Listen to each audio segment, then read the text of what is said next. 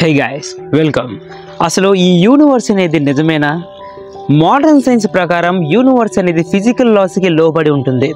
కానీ quantum physics ప్రకారం పదార్థం స్థిరంగా ఉండదు. దానివల్ల పదార్థ స్థితిని గుణాలను ఖచ్చితంగా తెలుసుకోలేం. సోలిప్సిజం సిద్ధాంతం ప్రకారం కేవలం మన పర్సనల్ ఎక్స్పీరియన్స్ మాత్రమే నిజం కావచ్చు అని చెప్తుంది.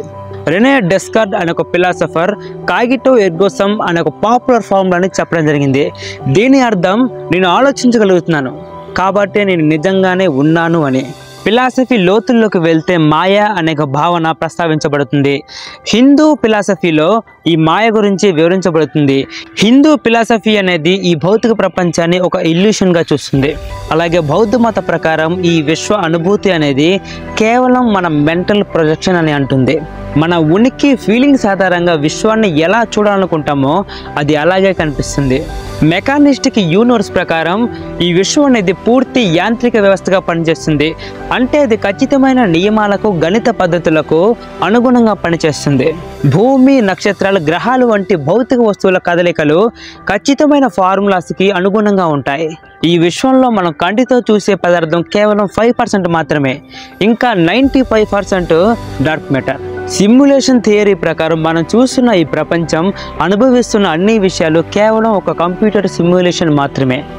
కొంతమంది సైంటిస్టులు మన ఎక్స్పీరియన్స్ అనేది కేవలం మన మైండ్ క్రియేషన్ అని చెప్తున్నారు. క్వాంటమ్ సూపర్ పొజిషన్ అనే ఒక కాన్సెప్ట్ ఉంది. దీని ప్రకారం ఒకే పదార్థం ఒకే టైంలో డిఫరెంట్ స్టేజెస్లో ఉండగలదు. డబుల్ సెట్ అనే ఒక ఎక్స్పెరిమెంట్ ద్వారా దీన్ని మనం అర్థం చేసుకోగలం.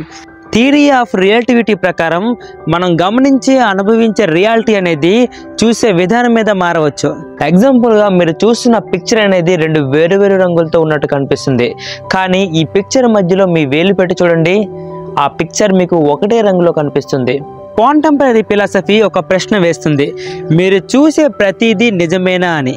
నిజానికి రంగు అనేది ఉనికిలో లేదు. ఒక వస్తువుకు సంబంధించిన కాంతి పౌనఃపున్యాలను మన మెదడు గ్రహించి, మన మెదడు ఆ కాంతి పౌనఃపున్యాలను రంగులోకి మార్చి మనకు రంగు అనే భ్రాంతిని కలిగిస్తుంది. అందుకే ప్రపంచం మనకి ఒకలా కనిపిస్తే జంతువులకి ఇంకోలా కనిపిస్తుంది. నిజానికి మనం చూసే ఈ రంగుల ప్రపంచం కేవలం మన మైండ్లో మనం క్రియేట్ చేసుకున్న ఒక భ్రమ. క్వాంటమ్ కంప్యూటింగ్ టెక్నాలజీతో ఈ విశ్వంలో ఉన్న ప్రతిదీ మనకి లోతుగా అర్థం కావచ్చు. మానవ మేధస్సు అనుభవాల ద్వారా మాత్రమే పరిమితం అయిపోయింది. కాంతి వేగం అనేది ఈ విశ్వానికి సంబంధించిన భౌతిక స్వభావాన్ని నిర్ధారిస్తుంది. ఏది ఏమైనా ఈ శూన్యం నుంచి పదార్థం ఎలా పుట్టింది అనే ప్రశ్న ఇంకా ప్రశ్నగానే మిగిలిపోయింది.